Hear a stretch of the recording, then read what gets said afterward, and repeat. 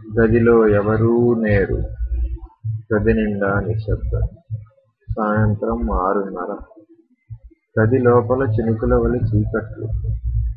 ఖండపరచుగల కపాలగణముల చూస్తున్నది గది. కనుకొనుకులలో ఒకటివలె చూపులేని చూపులతో చేరి. గది లోపల ఏవేవో ఆవిరులు.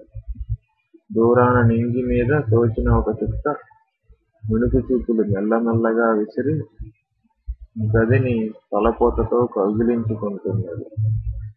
ఒక దురదృష్టజీవి ఆ ఉదయం 6:30కు ఆ గదిలోనే ఆరిపోయాడు. అతని దీపం ఆ గదిలో మూల నక్కి మూలుగుతున్నది.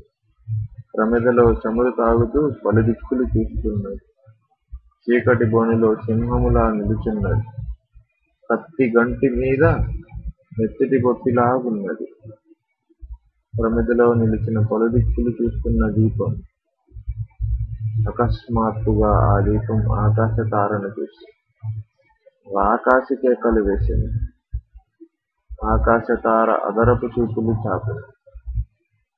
అలసిపోయింది పాపం దీపం. ఆకాశతార ఆహానగానం చేసింది. దీపం ఆరిపోయింది. తారగా మారిపోయింది.